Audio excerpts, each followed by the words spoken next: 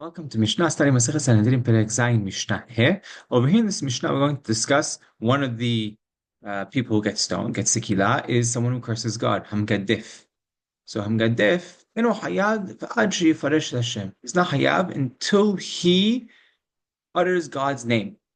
Right? He says actually pronounces Hashem's name. Amar Rabbi Yoshua ben Koha, b'chol yom vayom, danin ta'edim b'kinui yakeh yoseh et yoseh. Right? So comes to Rabbi Yoshua ben Koha and says, even during the trial, right now, the witnesses are coming to testify, and they're claiming to have heard so and so curse God. Now they're gonna have to repeat it, have to say what they heard.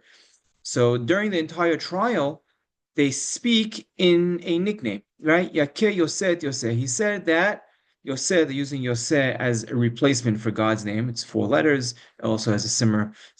Baraturah points out it's the same gematria as Elohim, right? So they say Yakeh Yoseh Yoseh. This is what he said. He said that Yoseh should smite Yoseh, right? Meaning God should, using it as a term, as God should kill God, right? That's the curse that he's saying over here. But they won't say Shem Hashem, right? They use a kinui, right? A nickname.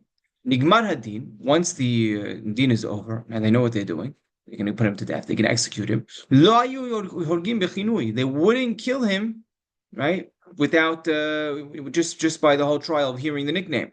Ela mutzi'in et kol ha'adam lahutz. They take everyone outside, right? And they just leave the witnesses, right? Ushalin tegadol shebahim. And they ask the oldest, the greatest of them.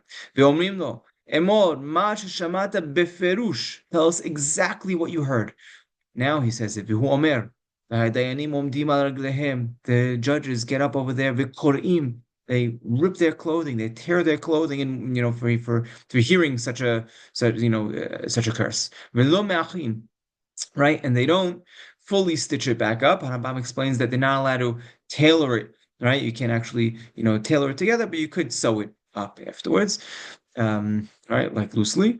V'asheni omer afani kamo. The second witness comes and says that's what I heard. He doesn't repeat it. He just says that's what I heard. V'ashlishi omer afani kamo. The third person also says the same thing, right? And that's what I heard. Right? He doesn't repeat it because we don't want to repeat such a statement like that. Now, when we say the third person says it, right, you don't need to have three witnesses. But over here, Rambam points out when we say that, we learn from here that three witnesses is the same law as two, whereas all of their words need to align.